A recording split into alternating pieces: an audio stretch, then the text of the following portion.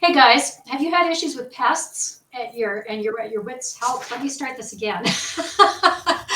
Are you at your wits' end with pests and creepy crawlers in your condos, your townhouse, your house, your duplex, and you don't have a clue how to get rid of them? Or do you wonder if there are preventative actions that you can take to stop pests from spreading or from coming back? If you're wondering either of these two things, you are in exactly the right place tonight because that's exactly what we're going to talk about. Gil and I are going to interview our special guest, who is Brian Sankey. He's the area director of Orkin Calgary, and he's been in the extermination business for over 10 years. He's worked his way up starting as a technician, so he's been involved firsthand, hands-on or wands-on with creepy crawlers of all kinds.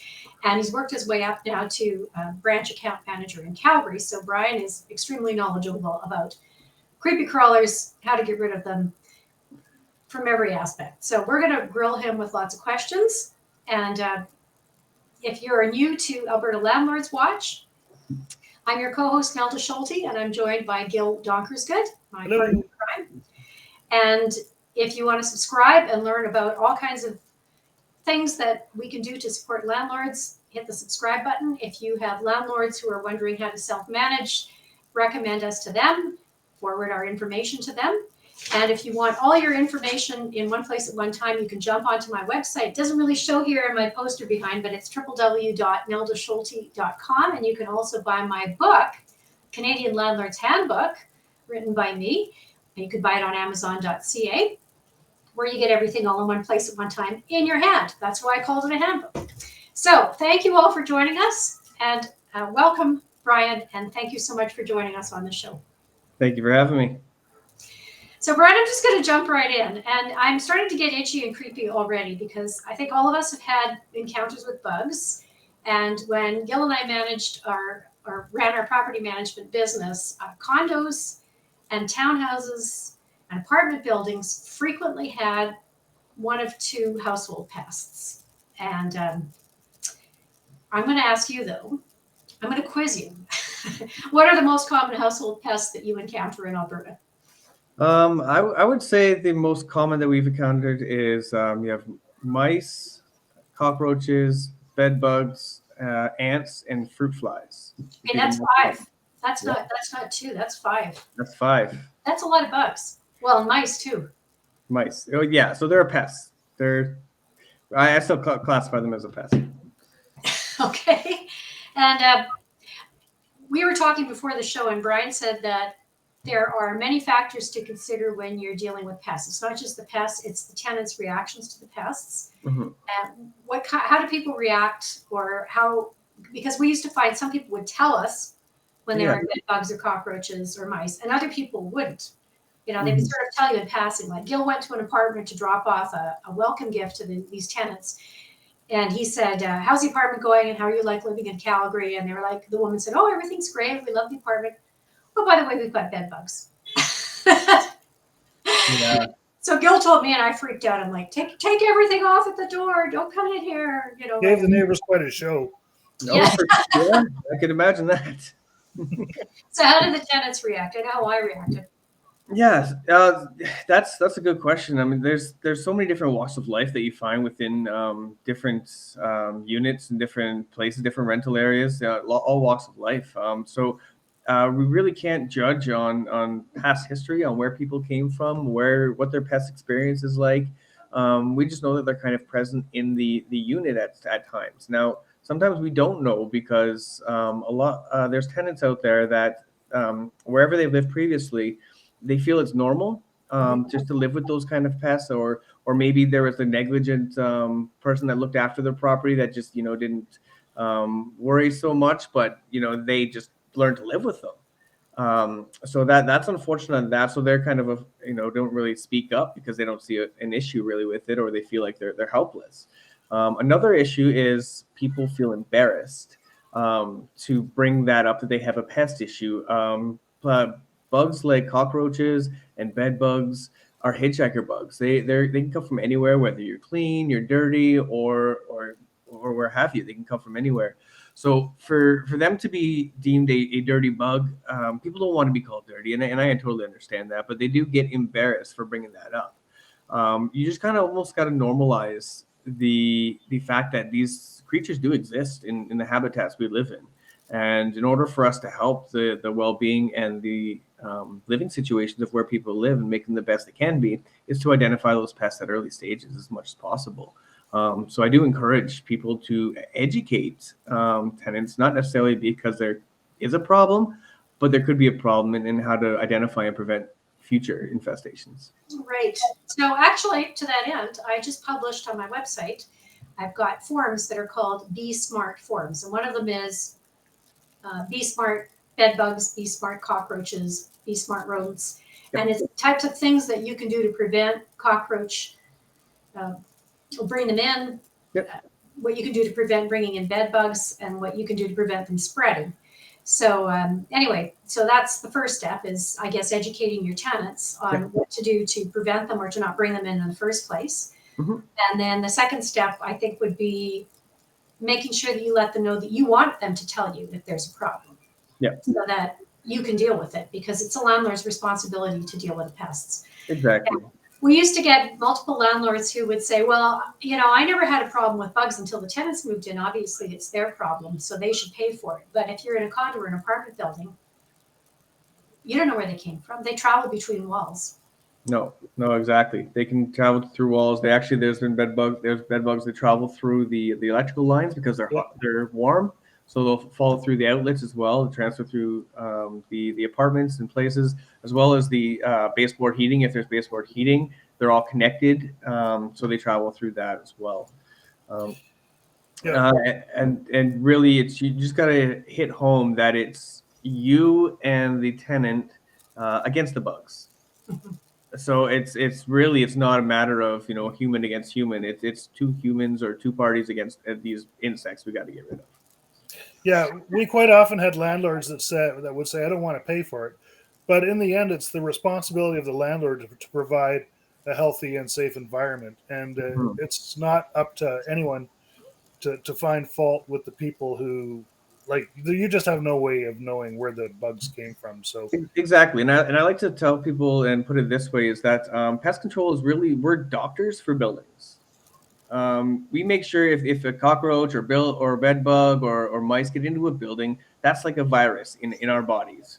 So we want to take care of and get rid of that. So now if a landlord owns a bunch of owns like an apartment building, has a bunch of units in there, and there's a virus in that unit, it doesn't matter where it came from, we need it gone, right? Otherwise it starts to spread throughout the whole building or body of the living place, right? So Exactly.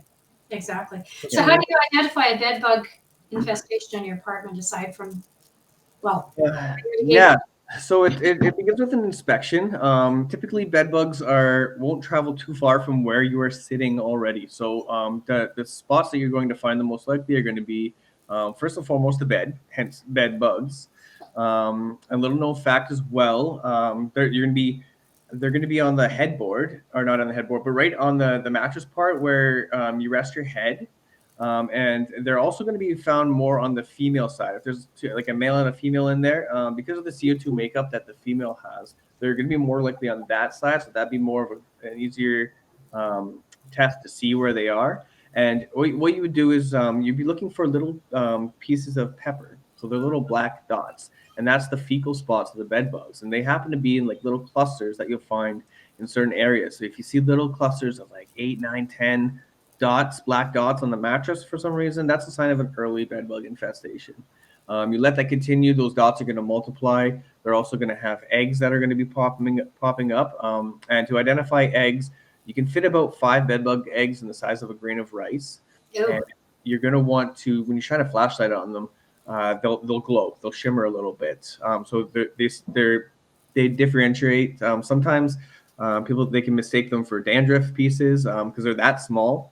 But they if you blow on them and they don't move and you shine a light and they shine, that's their bed bug eggs.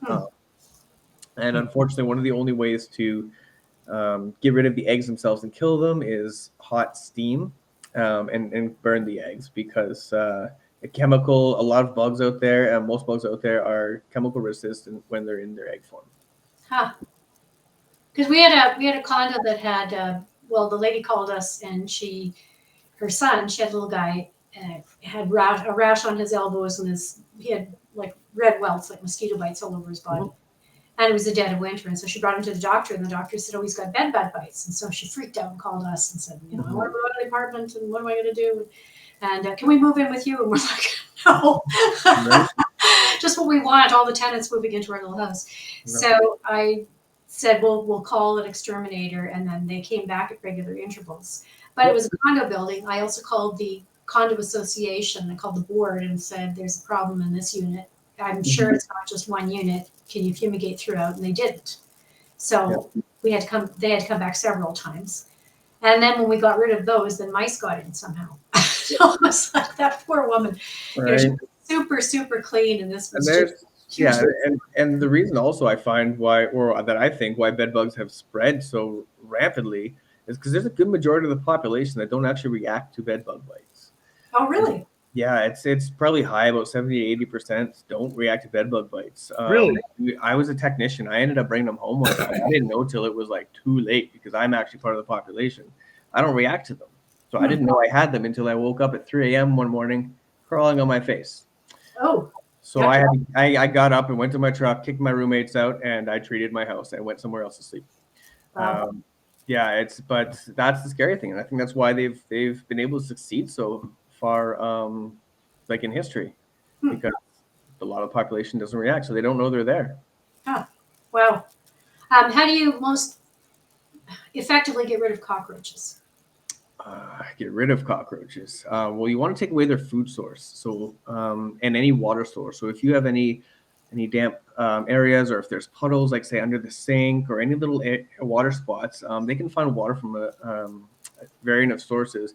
Even when it's a hot day and you have condensation on the pipes, they might get a drink there. But what you really want to focus on is safe food storage, because they need to eat as well.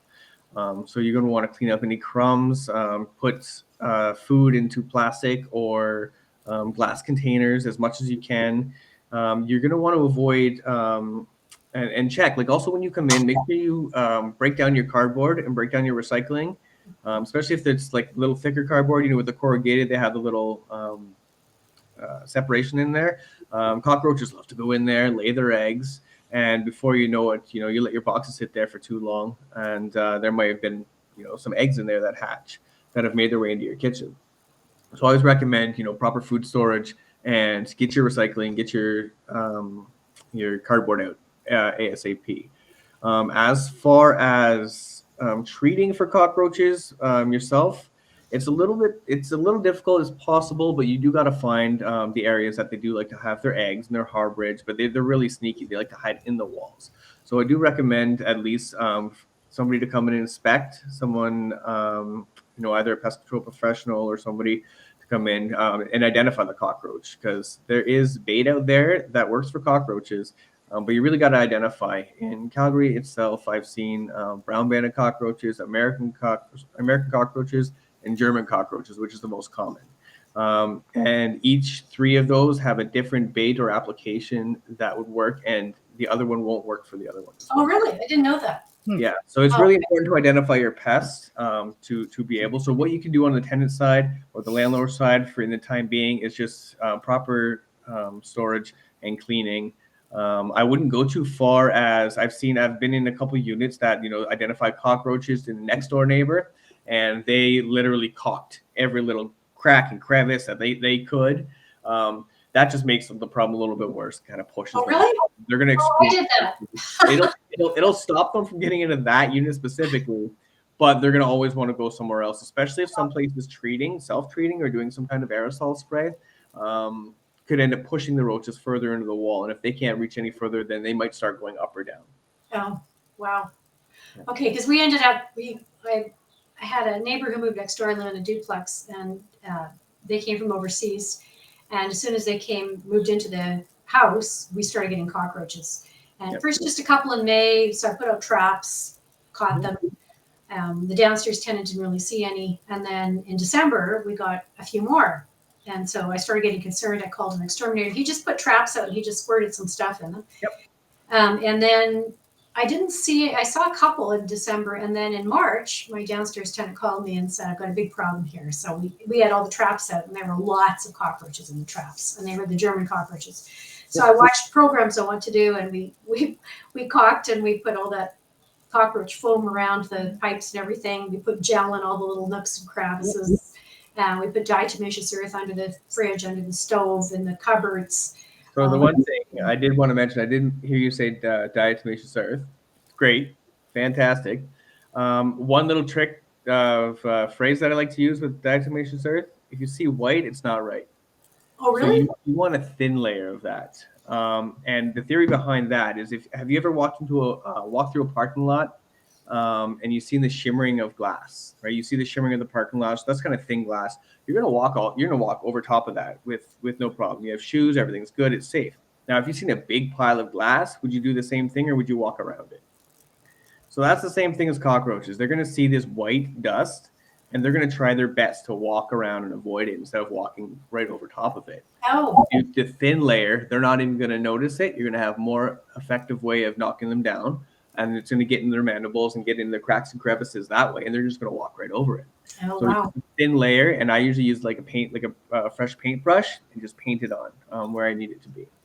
Okay, well, I really overdid it because it looks like it snowed. Yeah. I've seen that quite a bit as well. Okay, so yeah, overkill is not necessarily, yeah, and there's also some chemicals that we use when we mix in our spray tanks, where we think, we put more juice, we're going to amp it up, it's going to kill everything. It makes it less effective. It actually sometimes repels the bugs from even wanting to do it. So we got to have the right mixture. We do a little bit of chemistry to make sure we have the right formulation and percentage of active ingredient, and then we lay that chemical down, just so they can cross over it, so it's a residual. We don't want to repel them. Well, one thing I did notice that there are less of, because usually I have a huge infestation of ants at this time of the year, and I don't have them this year because I put so much diatomaceous earth on the threshold of my balcony door, and it's of course everywhere else in my kitchen. So I haven't seen. I saw one ant on Saturday, but that's it. And every other year there are hundreds of them. They get in the kitchen, they get in the bathroom. I find them everywhere. So, I have lots of ants this year, just for the record. Yeah. Question about ants: are they dangerous to have, or are they just a nuisance? I would say mostly just a nuisance. Now there's a couple ants, like in Alberta. There's like I've seen a nest of fire ants before. You don't want to touch them; they sting. But for common ants, you're gonna see pavement ants. They're your normal typical ant there. You got your winged reproductive ants. They kind of it's neat. They'll kind of grow wings, find a new nest, and lose their wings, become ants again. So they just kind of swarm. Those you'll usually find in vestibules, in lobbies. You'll see the winged reproductives, and then pharaoh ants. Those are the tiny little reddish brown ants, and those ants specifically are kind of neat because those are the ants you want to put bait down for. If you start killing these tiny little red ants, brownish red ants, what that does is it stresses out the queen. So the queen sends out 10% of her nest. And if those 10% don't come back, or a good number doesn't come back, she gets stressed out. She makes other ants a queen, and now they're making satellite nests in your house. So you want a slow-acting bait so they can take the bait, bring it back to the queen, and kill off the queen. So once the queen's dead, the colony doesn't survive after that. But if you kill them off too fast, then there's less likely. Now, the other common ant is a carpenter ant. Carpenter ants are they're busy working. They're not really going to bother the humans. They're not really dangerous. They're not poisonous. They do bite. So if you do put your hand in a carpenter ant nest, expect to get bitten because they're just protecting their territory, but you're not going to get any poison or anything from them. But you got to be careful with carpenter ants in damp wood because they will start eating the wood and start causing damage, almost similar to termites. You'll start seeing sawdust on the ground, and that's just going to weaken the structure of whatever they're chewing on. Okay, I guess you need to know your bugs to know how to treat them, right? Because whenever I've had any kind of bug issues, it's like get out the stuff and just kill everything and put lots of it out there, and obviously that's tent the house, set the bomb, and run. Yeah. Well, the running part is good though. That's let's say catch you. And then what are mice? I'm going to ask the last question about mice, and then Gil's going to take over. So, what are effective methods of getting rid of mice? Because this one mouse infestation we had, I was pretty sure came from in the same condo. There was a balcony on the outside on the main floor, and it had a loose electrical outlet. Yep. And it had a fair sized hole. And so I wasn't allowed to touch the envelope of the building as property manager. So I contacted the condo board and I said, here it is. There's a picture of it. Can you fix it? And they didn't. And then mice started getting into the kitchen. Yep. So then I brought my handyman in. I thought, the heck with it. We'll fix that, plug all the mouse holes. And then we got a cleaning person and cleaned everything up. And then there were no more mice for a little while. And then there was another infestation, which they thought was coming from the parkade, because the parkade was right underneath of the main floor. But I have no idea where they came in at that point. But how do you get rid of them?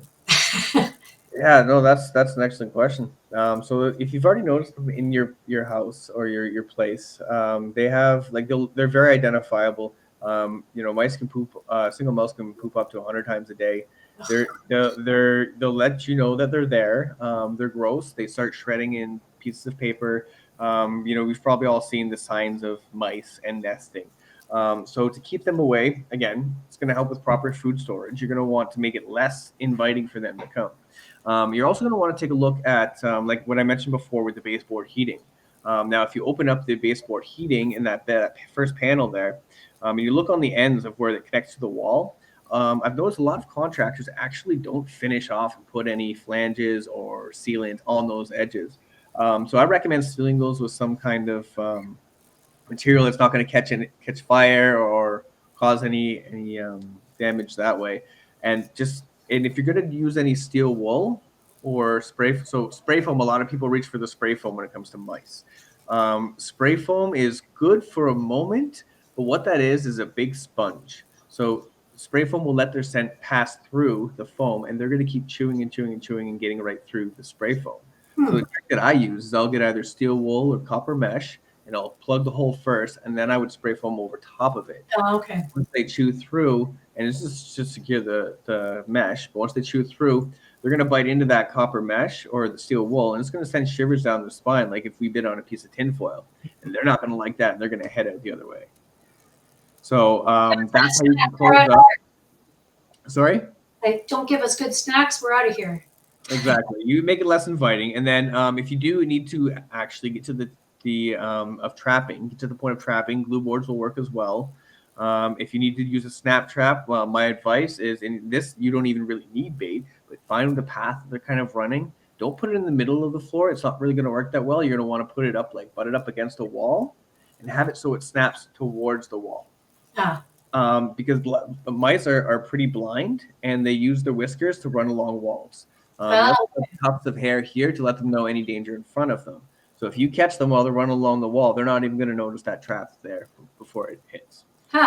So that'll help catch them more effectively. And other than that, exclusion. Find gaps. Find holes around the place. Utility pipes. Mice, and you got to find from the exterior kind of where they're coming in, or if you're dealing from inside the unit itself, find any holes that they can get to from the outside or from the walls. And all they need is the size of a dime to get through. Like your baby finger, if your baby finger can fit into that hole, a mouse could probably wriggle its way through. Wow. Yeah. Okay, that really thoroughly gives me the creeps. No kidding, Aaron. I'm starting to feel itchy just thinking about it. I killed her up on a farm. He used to go to the floor and fought every day of his life. Oh yeah, we had mice in the granaries, and yeah. Okay, so I'll take the next few questions. Let's talk about fruit flies. Sure. So fruit flies, that is, believe it or not, so people are I've had people call pest control for fruit flies, which is great. They are pests. There's not really a spray or a knockdown. We can have a knockdown that we come in with an aerosol, we'll spray down, we'll kill the adults, but that's not going to find the eggs or the source.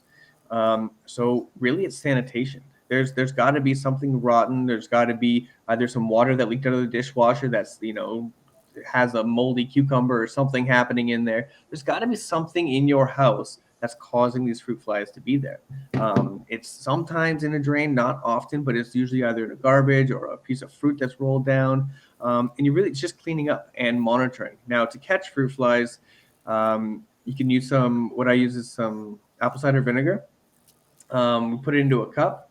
and you can either cover it with saran wrap and poke some holes in it so they can go in. So this is the DIY version of it. Poke some holes so they can go in. They can't come out. Now, if you don't have any saran wrap, what you can also do is do a drop of dish soap, Dawn dish soap, just to break the surface tension on the top. So they'll still smell the apple cider vinegar. They'll fly in, but once they land on it to get the drink, they won't be able to move because of the dish soap. And then that's going to catch them in the meantime while you're trying to identify where these things are coming from. And if you really want to go even more deep in science into it, make a few of those. Put them around the house. Now, the cup that has the most fruit flies in it is where the area is going to be. It's going to be close to that area, so you're going to identify where that's going to be. Question, of course, but once you've removed the food source, how quickly will the fruit flies go away? You should see them gone about 3 to 5 days. Oh, They don't last very long. They're weak flyers. You can always see them buzzing around, so they always want to kind of move. They don't last very long, so you should see results after you've cleaned it about 3 to 5 days. They should be completely gone. If they're not, keep looking, and you can't find it, call pest control. That's really interesting. yeah. Okay, the next one is silverfish. That one's really creepy. Yeah, and they're really, they move a little creepy too, and I think they're called silverfish because they move kind of like, wavy, almost like a fish, right? Again, not related to the fish family, but they do like moisture. You can find them mostly in your bathroom, in your basement, kind of where it's damp. In crawl spaces, you can find these silverfish, and how you can find it, identify them as well is sometimes in the bathroom, especially if you have like white tile, it's easier to tell. But you might notice some yellow stains that are around the edges or near the what's it called, grout. And you'll also notice again what looks like small pieces of pepper, which is little fecal spots. And again, you might notice the bug itself. It's not very big. It's very small. It's only about I'd say probably about a centimeter big or a couple centimeters, and it kind of moves around. They're pretty identifiable. So to help get rid of them is reduce some of the moisture. Your place might be too humid, so run a fan, open up a window, get the air circulating. You can even run a dehumidifier, and that's going to help with the silverfish problem. So you can still clean and get that, but if your place is still moist, they'll still probably feel a little bit welcome there. The first place I ever saw silverfish was when I was in university. I was taking a course in one of the buildings at the University of Alberta. And I looked down at my feet, there was silverfish there. I was like, ah, because I had my backpack on the floor. So I lifted it up. The woman beside me worked for the university. She did admin support. And she's like, they're here all the time. I'm always signing requisitions for exterminators. Like, didn't bother her in the least. I was really scared I was going to be bringing them home. Oh, exactly.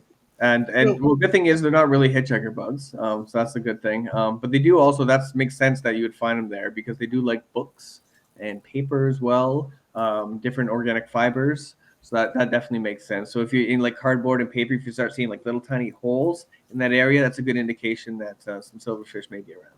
So they are learned and fashionable pests. They like books. They like fashion. Oh yeah, you should see the little spectacles they got on too.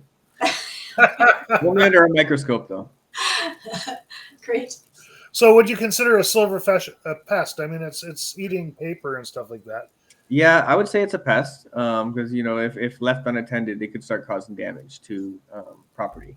It would take, I think, a long time and a lot of negligence for that to happen, but they are still creepy, crawly, and not so hygienic. So, I would recommend just taking care of that problem too. We didn't ask that question about fruit flies, but I mean, fruit flies are eating your food. So, and I'm not sure if they carry any disease, but at the very least, I guess they're eating what you're going to eat. Yeah, that's pretty much it. They're more of a nuisance, I find. Again, you don't want flies landing on your food, but it's the same when you're sitting out on a patio and a little blow or a cluster fly or a different house fly comes and lands on your food and kind of runs away. It's not. They're more of a nuisance, I would say. Okay. Yeah. Here's a fun one: wasp nests. And this is how we were first introduced to Orkin because we had wasp nests under our shed. Yeah. I seem to think that they were not a big threat Gil told me don't go out there until after dark because he knows wasps way better than I do. I'm like, So I went to get something out of the shed and I got bitten not once, not twice, not three. I got bitten 5 times. And boy, do those stings ever hurt. Holy cuddles. They hurt constantly. If you have a wasp bite for a week, it hurts all day, all night for a week. Yep. I do not recommend getting bitten by a wasp. Oh, exactly. And the reason you got bit so many times is because the first wasp let the pheromone in you to let the other wasps know that you're the enemy. So they will know and they'll find ways to get you. And I mean, there's been times where I've been stung treating a wasp nest, and I won't do another wasp nest for about 2 or 3 days till I get some of the pheromone out because I'm just going to be a target to every nest that I go to after that. Yeah. And you really got to identify. There is different types. So we're talking about wasps. You got to make sure they're also not honeybees or bumblebees. Right. You got to make sure they're an actual wasp. And there's 2 types. They tend 2 different nests that they like to make. They'll make the typical paper nest that you can see in a tree, or like for underneath the shed, they'd be making the paper nest underneath the shed. But they also have, if on top of soffits of houses or inside cracks, or they find a little hole, they'll go in and just go into one little hole and they'll start building a nest inside the wall. So there are 2 different really treatment options. And yes, you should really wait till they're a bit dormant around nighttime. That's when it's going to be easier for you. But to be fair, once you piss them off, you've pissed them off. They're coming out in full force. I really recommend. Wasps bite my ass because I did get some wasp bites on my bum, and they were really painful. You're gonna want to wear PPE, wear a helmet at least, because I've treated some wasp nests and they'll bing off your head. They have a flight pattern that goes in the V towards. So you want to, if you're gonna want to try, again, I don't recommend pest control or do your research before. But if you want to try, you'll want to look and watch their flight pattern. They're going to fly in a V, and you're going to want to stay out of which way they're coming. You're going to want to stay in the middle or the side, and you're going to want to not approach them right away. You're going to want to step back a little bit. It's almost like a dance with these wasps to try and to eradicate it. And once you've annoyed the nest, all they're going to care about for that moment is getting the babies out and the queen and worrying about their nest. And if you successfully get rid of the nest, expect to see wasps coming back about 2 or 3 days afterwards. They're going to keep coming back. Think of it as if your home just kind of up and left. You're going to keep revisiting your home and be like, I swear I lived here. Like, I don't understand where my house went. So that's what the wasps are doing. They're going to keep coming back. Just check it out. We hired an Orkin exterminator to come, and he just shows up in shorts and a t-shirt. Yeah. No big deal. Well, when you have the weapons, it's kind of easier, right? I guess. It was effective. It was effective. And yeah, you could see them flying back going, didn't we used to live here? Or didn't we have and some of them would actually fly back in and encounter the poison and still like it really. And those wasps, they tend to be really, really ornery. They're like and especially in Calgary and even here. You get to the warmer times of summer and you're trying to have a barbecue or something and you just can't. No. And that's the time they're going to actually bug you the most is in about August or September. Because they're looking, trying to find all their foods to survive the winter. So they don't care at that time. They're going to come up on your pop can. They're going to come up on your food. They're going to take anything they want. Whereas the springtime, they're more focused about building their nest. So you're not going to see them as much because they're out there in the garden. They're getting their sticks in the mud and everything to build their nests. But they want to survive the winter. So, yeah, you'll see them more in August and September. And that's when we get a lot of our calls because that's when they make themselves known. Yes. I've had many bad experiences with wasps. When we had them, I tried to flood them, and that was completely unsuccessful. When they were under the shed, like there was really nothing we could do. I did have one small hole where I could actually buy a foam that I could plug the hole with, and that was successful. But for the larger opening where it would not have been possible to cover that hole with a foam in enough time to stop myself from getting attacked. And even when I'm very, very reticent to try to deal with wasps at this point because you have to be very, very good or just go with a pro. I don't think I'd try it again. No, I wouldn't either. Just because we thought we could plug the holes with rocks, which is what I was trying to do when I got bitten 5 times. So that was not very smart. So yes, we learned our lesson in cold work, and that really helped. It's invigorating, but not recommended. Yeah. I learned Yes. how fast I could run. Right? We had a neighbor who had all these solar panels on the top of her house, and she discovered that, lo and behold, there were a lot of pigeons living under there, so she took them all out, cleaned everything up. But then what ended up happening was the pigeons were trying to find other places to live. Mm-hmm. So the pigeons ended up all over the place. So this is Gil's next question. Yes. What will we do about pigeons on the balcony or around the property? So that if they're around the property and they're not really on your balcony yet, but you do notice them, they're kind of flying on the building, they're scoping the place out. Inform the like the tenant should inform the landlord and let them know. For the landlords, they should really keep an eye out on the building itself. Now, if they are landing on the roof, there's options where we could trap them, do a trapping program. There is traps that they'd come in with the corn, and then we just come in and remove them off site. There's also deterrents, like visual deterrents. Now, there's a couple there's many different deterrents, visual deterrents, sound deterrents, depending on which situation. But there's a visual one that just spins in the using the air, and it reflects the sunlight off of these discs or these bright discs, these spinning things, right? So what that does is when the sun flashes on that, it disorients the bird, and the bird doesn't want to land where that is. It doesn't feel like it's safe. So I've seen a lot of tenants as well. Sometimes I've seen people hang CDs. I've seen them hang streamers, wind chimes that are flashy, and that's going to help deter the pigeons away. If they are causing, they've already, kind of made a nest, or they're putting droppings on the balcony, we should really get those cleaned up as soon as possible. And you're going to want to use a heavier disinfectant cleaner because you want to take away their scent and their pheromone. If you don't take away their scent and their pheromone, they're always going to return to that same spot. It's almost like like a homing thing ingrained in their brain that once they've established a spot, no matter which way they fly, upside down, sideways, wherever, they're always going to come back to that same spot because that's where they feel the safest. So you're going to want to remove the pheromones as much as possible, as well as if there's any clutter on the balcony that they could hide behind. You want to reduce the areas that they could hide. A lot of pigeons that I've encountered as well will actually make a nest in behind the barbecue. Yes, I had that.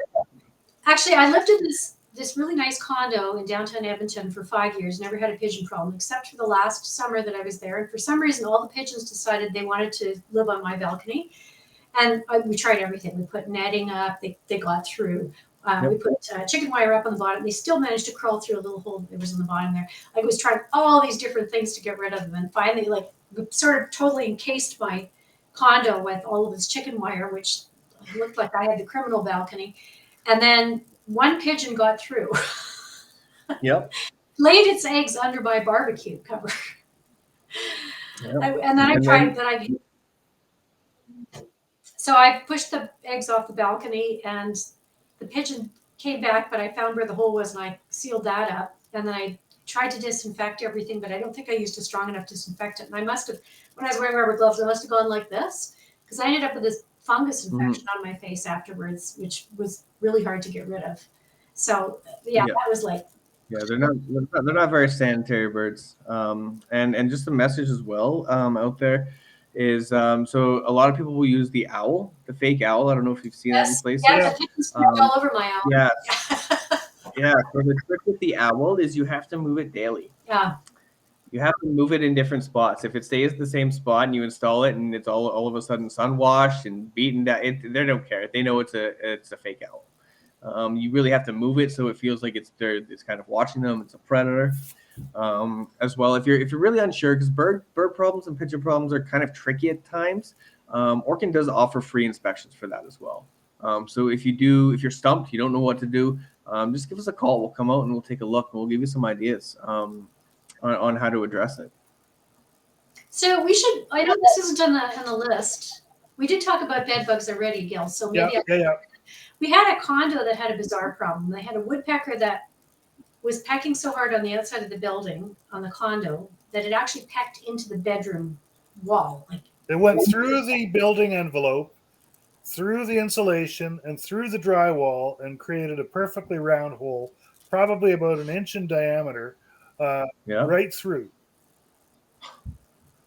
That's wild. I mean, that got to be like a really strong beak. Now, the reason it was probably doing that is going for the bugs inside the wall. Ah. There's bugs that are inside. Sometimes it'll be like in between the vapor barrier and the insulation, and they'll keep pecking and pecking and pecking and getting into there. Now, there's deterrents that you can use. They're called intimidators. They basically hang down off the building. They look like big fishing lures and spin in the wind. They work to an extent. And there's also these optica discs that you could place as well, kind of around the holes. They won't enter it again because these discs look like it makes the building look like on fire to them. But they could also move next as well. So, we're constantly trying to think of different ways to deter these woodpeckers because, we don't trap them. We don't want to hurt them. And I believe they're one of the protected species. Yes, they are. So we can only really deter them at this moment. So it's really hard. I'd say for anybody remodeling or doing anything that way, or they're doing a reno, stay away from stucco. Something porous or something that they can peck through, stay away from that. So, wood or other siding or flashing that looks nice might be a better choice if you know that there is woodpeckers in the area. But they're probably going for that for the bugs. And the woodpecker presence isn't very long. It's usually, say, from 2 weeks ago to about 3 or 4 weeks from now. And you also find them sometimes on top of chimneys and top of areas on the roofs pecking. Yes. Right, making these really loud noises, and that's just the mating call. So they want to protect their species. So they're just trying to attract the female that way, which is really annoying. But the optica discs are perfect for that. So if you do have a woodpecker that visits every single year and you want to stop that, there's sensory discs that can be installed on those. We had a metal covered street light on our just outside of our property, and they would land on there, and you could just hear that rattle. It was loud. Oh, for God's sakes! You can't peck through metal, right? Right? Yeah, but they're just signaling the female to come by. It's like, hey, come on over. Available. Yep. Exactly. Better than an app. Skunks. Skunks. We have lots of skunks in this area. We do. So you want to, skunks around this time of year is a little bit difficult to catch or do any live trapping, just because the moms are having their babies right now. They're very protective. They're in their dens. If you notice a skunk that's going a certain area, you can also see their path. If you have, built up grass, you can kind of see where the grass has been trampled through. You see their path going. You can either, once it's done, I recommend, just to be nice to the baby skunks, once they've vacated, block up those areas that they're kind of hanging around. Now, if you live in a building and you see them around the building, notify the right people. Tenants should notify the landlord. And again, the landlord should always be walking around the building, making sure everything's good, on their normal garbage pickup. Take a look see if you see any skunk activity. You'll sure smell them around if they've been started. Another good thing is you can use what's called Critter Ritter. It's a deterrent, which is basically crushed up hot peppers. If you sprinkle that around their path or around the building, they're going to tend to stay away because just like a lot of other rodents, they groom themselves a lot. So once they get the hot peppers on their paws and their hands, they groom themselves. It'll be spiced in their mouth. They won't want to be in that area much longer. So they'll start to vacate as well. If you do see a skunk, don't approach it. Let it be. Don't try and hug the big stinky kitty. It's not smart. Yeah, we had dogs who would never learn not to hang out with skunks when I was on the farm. How about squirrels? Oh, my pet peeve. Oh, squirrels.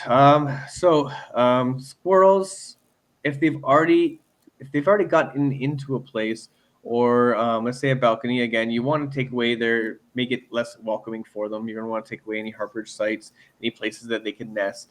I've had squirrels go up into attics and kind of make homes. Yep. At that point, once they're in, it's kind of hard to get them out other than either live trapping or snap traps as well. You can't just really text them and say, can you leave, please? That doesn't work that much. It worked once, I think. What I recommend is it actually comes down to landscaping. So if there's any dense trees or shrubs or anything in the area, try and reduce the density of them. If there's any overhanging trees from the property, cut away the trees so they're not resting on the roof. You don't want the squirrel to have easy access just to get on your roof, because every time the squirrel's on the roof, it's not only looking for things around the neighborhood, it's also looking for ways to get into that roof where it's underneath, or if it can pull a piece of little metal back or pieces and just work its way in eventually. So to stop that altogether, and we've seen squirrels climb up scale brick buildings and stuff like that. There's not really much at that point. They can kind of do that anyways. But just to prevent further, if you do have any overhanging trees or shrubs, and this works for helps with mice as well, is just taking them back. You don't want any pests entering from the trees. You don't want to make it easy for pests to get into your building. You should tell about about our acrobatic squirrel. Well, my sister one year for Christmas gave us this. It was like a hockey puck, but it was seeds with sinew and stuff in it, and it had like sort of hooked like this. So we hooked it onto our it was a bird feeder, and so we hooked it onto the eaves trough in front of our balcony window, because we thought it'd be entertaining to see all the different birds that would come and eat it. But the squirrels discovered it, and they just were like eating it like there was no tomorrow. And so Gil was finding all these ingenious ways to deter the squirrels from getting onto the device. So at one point he had all these different hooks that went up in different directions. And, so the squirrels would have, if they got on there, they impale themselves on it. So anyway, this one time I'm standing in front of the balcony with my tea, and I see this squirrel running along the balcony railing, jump up backwards, flip up backwards, hang by his feet, and then get up and start gnawing away on it. I'm like, we've got Cirque du Soleil squirrels. Oh, they're creative. They're very creative. They're funny to watch. They're kind of cute, but they are a pest. They're a pest, and they also dig up my bulbs. If they ate my bulbs, I wouldn't be so vindictive and bitter. But because they just dig up my bulbs and throw them down, that always bothers me. It's like, why do you have to destroy my flowers? I'm trying to make the place look pretty here. But they do every year. I don't know. We've tried everything to get rid of them. Mothballs, spiky little sticks, skewers, windmills. They always throw everything out and then take the bulbs out, throw the bulbs out too. They're very clever for having brains the size of peas. Yep. Well, Critter Ritter also works for them as well. Really? So you can sprinkle that in your garden, and squirrels will stay away. I will have to get a gallon of it, because I think every time it rains or something, then you have to start all over again, right? Yeah. Okay. Critter Ritter. I think Home Hardware sells that. They do.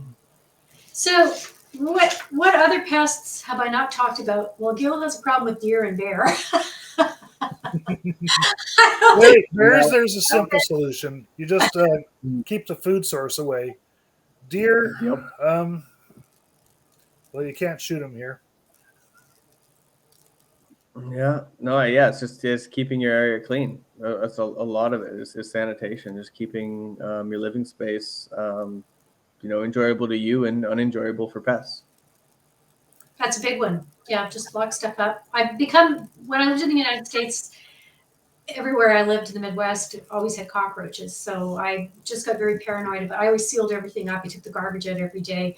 I put everything in plastic bags. I put everything in glass containers and plastic containers. And then, I haven't done that in Canada, but when we got cockroaches, when our new neighbors moved next door in the duplex, I started doing the same thing. So I thought, you might want a free meal, but you're not getting one on my watch. So we just sealed everything up. And then we had the neighbors and the owner of the property over for a coffee and cockroach come to Jesus moment. We said, we want to show you all the things we're doing to combat the problem. And we showed them, the containers, the diatomaceous earth, but obviously I didn't use it correctly. And then she said, we're calling an exterminator once every 2 weeks for the next few months. And happy story, happy ending. No more cockroaches. So it's been a month. We don't have them anymore. So we all feel inordinately proud of ourselves for getting rid of the critters. If I may tell a personal story about bed bugs, because when I lived in Vancouver quite a few years ago, I was in a high rise. And at one point I found bed bugs, and I caught one and showed it to the property manager. he said, "Yeah, that's a bed bug." And he asked me not to tell anybody, and he would bring exterminators in. Uh, the thing is, I think it was required of him to tell other people that the extermination was happening, which he didn't want to do. He didn't want to get a bad reputation. And it turned out I was on like the 7th floor, and they'd moved up from the 1st floor, so he'd been exterminating as he went, but every time he exterminated, he just pushed them up Yep. another level, much like you said. Yep. So by the time it got to me, the entire building was infested. I was leaving Vancouver anyway, so I just burned all of my furniture. Anything that I had, I just sealed up in garbage bags for a year, and just had a few clothes left that I would wear that I cleaned very well. It was proper management of the bed bugs would have made such a difference in that situation. And And it is. yeah, the way they did it, I know that there was a lawsuit as a result of this. I wasn't involved in it, but it was a result of mismanagement on the property on the part of the property management. And Yeah, it definitely sounds like that. And I would really recommend that landlords and I just get on the other side of it. Tackle the problem head on. I mean, don't hide it. The more you hide it, the more it gets swept under. And when you sweep something under the rug like that, they just keep multiplying. They don't care that you swept it under the rug. They want to survive. They're just going to keep breeding and multiplying. So really making the problem worse. If it ever gets out of hand like that too, Orkin actually has dogs that detect bed bugs. And they're much faster and much efficient than humans. We can go in and identify where they are and which units and do that really quick for you. So if it ever gets out of hand like that, there is tools and services out there that can help you eradicate the problem a lot quicker. Wow. So there's really a lot of skill and science involved in extermination. It's an industry that surprised me. I realize more and more, and I'm still learning to this day that it is. It's really down to a science. It's identifying. It's knowing your pests and knowing which things to get rid of them the fastest, work the best. So I have another question, and I asked you this before the show. I've got a brother-in-law who's a psychologist. I've got another brother who's a doctor. Whenever they go to parties and people find out what they do, they're like, "Oh, I've got this issue. What if you could talk to me about it?" Do you get that when people find out that you're in the extermination business? Oh, I do. I get people approaching me, talking to me in my when I'm in my street clothes, and they know I do pest control. They'll ask me about what do I do for this mouse that got in, or I found this bug under my mattress. I used to get a lot of text messages and like messenger messages from friends, and all it was pictures of bugs. And no description, no nothing, just send me a picture of a bug. So I guess I'm supposed to tell you what it is. It doesn't happen as frequently anymore, but every now and again I'll have my buddy from Ontario text me, and I'm like, no, that's just a regular ant. You're fine. Talk them off the ledge. Yep. Oh, that's funny. I guess nobody can get away from it. Hairdressers always told me when they first started in business, their friends, their family, their landlord, whatever, all these people expected to give them that they would give them free cuts. Yeah. Or free perms or free whatever. And they're like, this is what I do for a living. I can't be doing this for free. Yeah. Come to the salon, book an appointment, and pay for it type thing. So same with doctors, same with psychologists, same with exterminators. There's a reason why you pay them to do this, because they know something you don't know, and they can help you in a way that you wouldn't have been able to have helped yourself. Yeah. I found out all these different ways that, I have been misusing the extermination things, pest products and stuff. So there's a lot I absolutely don't know at all. No, and that's fair, and it's really about just in a lot of our job is really just educating people and just letting them know how these pests exist.